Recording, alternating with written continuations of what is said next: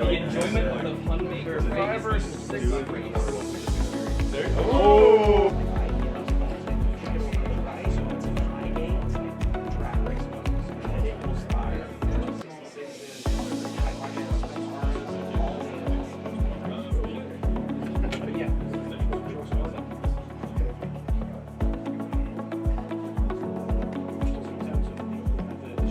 Absolutely. In fact, probably Beron had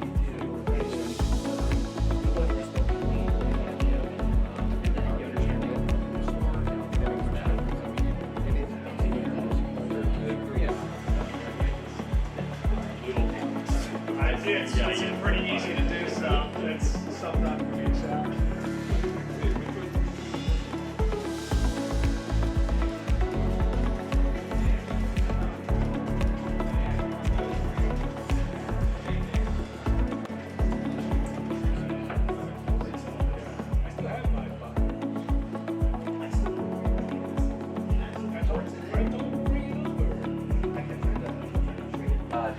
That's not my wife. We picked the best day to get out of Really? This year is our 85th anniversary. Oh, really?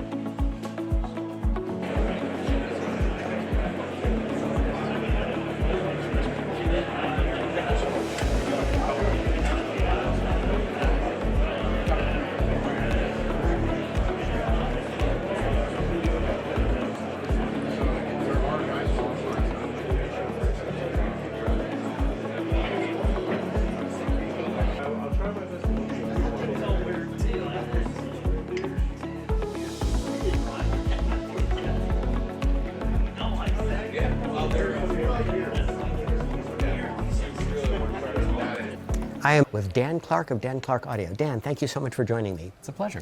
I went to CanJam a couple of years ago, and I'm frankly not a headphone person, but after I auditioned a bunch of stuff with a friend who dragged me along, I actually wound up liking your Voce headphone the best out of all the ones I had auditioned. I think it was the Voce into the Blue Hawaii amplifier. You have a new headphone, your top of the line, the Carina. Yes. How does that differ from the Voce that I enjoyed so much 2 years ago? The Carina is based on the same technology, but there's a significant difference in the implementation, which is inside the ear pad here, there's a device that we call our acoustic metamaterial tuning system. And this is a 3-function device that operates first as a waveguide, where the sound comes through the transducer and is directed to your ear in such a way that it positions the soundstage a bit more forward than you're used to in headphones. So it's a little more like looking at or listening to live music or music on a stereo. The second thing it does is when sound comes and reflects off your head or the ear pad, normally that's analogous to like in listening to music in a room where bass gets standing waves that cause more bass in the center or in the corners of the room, maybe very little bass in the center, etc. Those standing waves make it so the response is nonlinear. In your headphones, the space is very small, so the standing waves are at high frequencies, which make it so that the treble is nonlinear. And what this allows us to do is to absorb the energy that's reflected around in the ear pad and around your head so that there are no standing waves. And essentially, it's sort of like taking the room out of the equation for your sound. And then the final thing is there's a surface on it that is irregular relative to the reflected waves that serves as a diffuser. So you basically have, again, 3 functions. You've got a waveguide, you have filtration of standing waves, and then you have diffusion to randomize reflections so that you're less likely to set up standing waves to begin with. And what difference in sound do you hear when you put the Voce on versus the Carina? What do you personally hear different? It significantly smooths out the mid-range in particular, and then the high frequencies. So what happens is you'll hear a more natural tonality free of kind of peaks and dips that make it so that it sounds synthetic or fatiguing. So it just really creates a very relaxed, natural experience. Implementation is much more important than theory. What do you make of the style of headphones where the earpieces are a bit off of the ears? Well, those Why do you think? What is the rationale for that in your view? those are designed to create a large sound stage. They're designed to solve the problem of having a cup around your ear and make it sound more spacious, like the sound is in front of you or in a room. We accomplish that without having the downside of those headphones, which is that because they are not sealed around your ear, the bass frequencies come around the transducer and cancel the bass frequencies on the other side. So they typically are very low output in the bass, which means that they create a spatial effect of having the sound out here, but the cost of that is you've got no bass. With the AMTS technology, we solve the problem of having that sense of cup around your ear or pad around your ear, and we make that effectively vanish. So we deliver the same effect of having a big out-of-head experience, but you have big bass that goes with it, and so you haven't lost that part of the sound spectrum. I see a variety of headphone amplifiers here. Which amplifier do you personally use at home with these headphones? What's your favorite amplifier I use for these the Blue headphones? Hawaii, and that's just a gorgeous headphone, headphone amplifier for them. So it's been one of my favorites ever since I got in the industry. It's interesting. It sounds like what you're doing inside the cup is somewhat analogous to room acoustics inside of a listening room. That's correct. And it's actually a better analogy would be like it's room acoustics in a room are still limited by physics, right? Because we can solve the problem in a different and deeper way than you can with room treatments. It's more like the analogy would be we've eliminated the room from your system, so you now have your system in a space that's free of reflections. Thank you so much for talking with me. It's a pleasure. Appreciate Thanks it, for your Dan. time, and I hope you enjoy them. Thank you.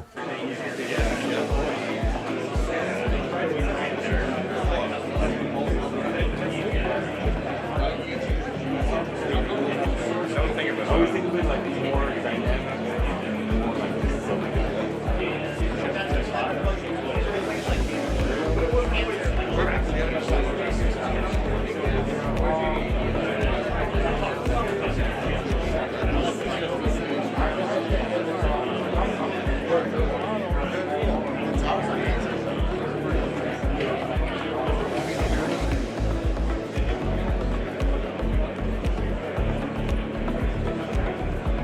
I'm with Dave Weintraub, partner of Oz Turant at High End by Oz, and they are now the North American distributor of Viva Audio. So nice to meet you. Hi, pleasure to meet you. How did it come to pass that you acquired the Viva distributorship? Oz had approached them and said, hey, you have a great product, and we would like to take it to the next level and represent it the way that it should be, as it being a great bespoke built product to the luxury market in the high-end audio world. And have you developed a dealer network to sell the Viva? We have dealerships from Florida, middle of the United States, and we have a Chicago area dealer.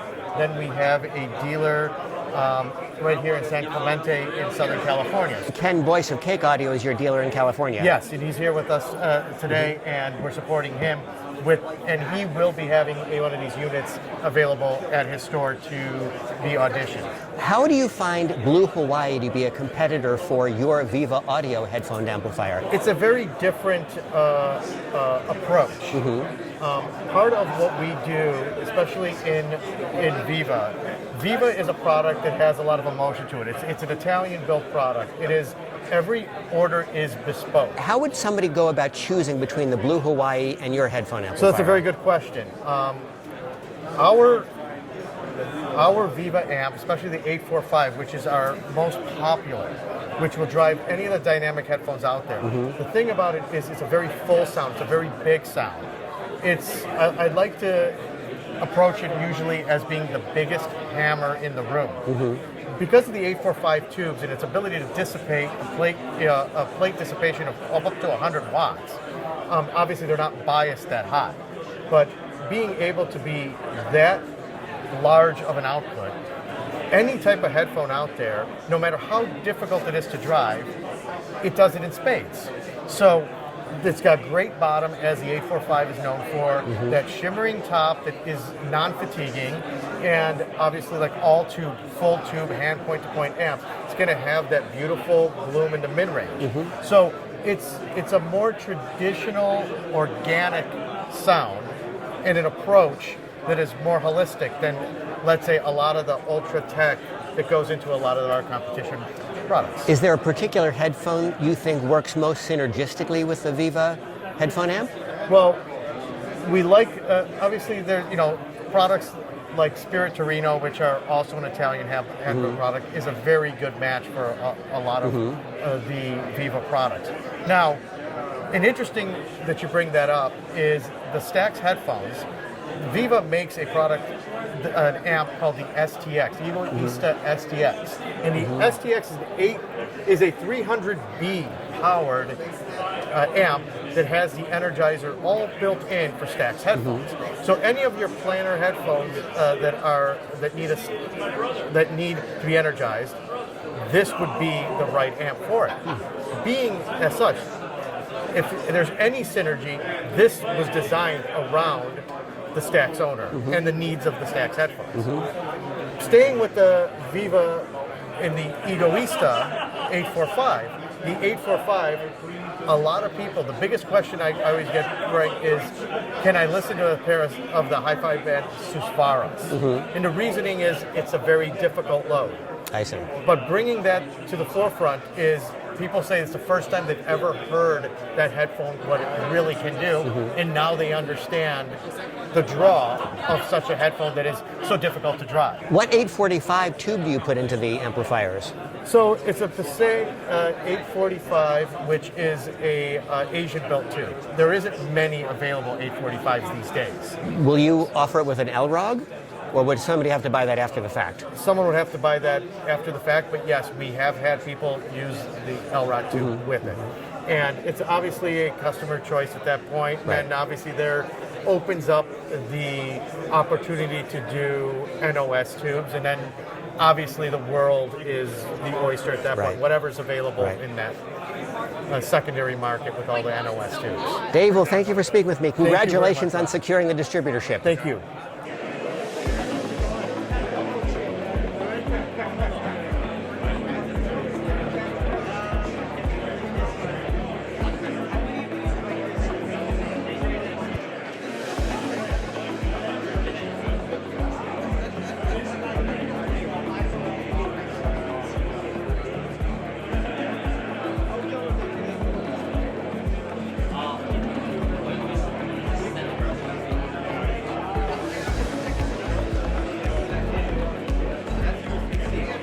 Greg, what a surprise to see you here. What brings you to CanJam?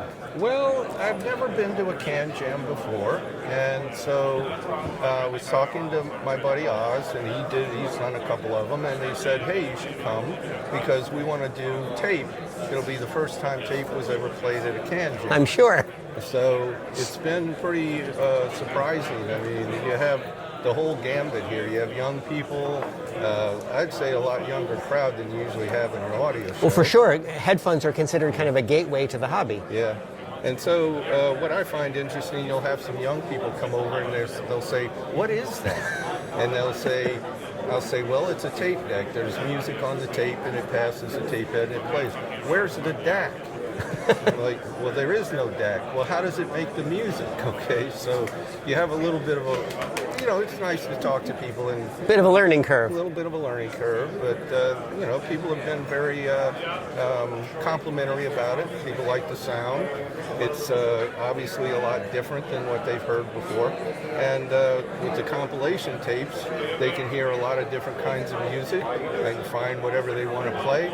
Seems to work out pretty good. Have you ever, out of curiosity, had a primarily headphone listener buy one of the machines as a primary source? I can't say that has ever happened because this is the first headphone show I've ever been at. And honestly, you know, I'm not up on all of the specifics of it out there and all the brands and everything like I am with, you know, regular audio, home audio.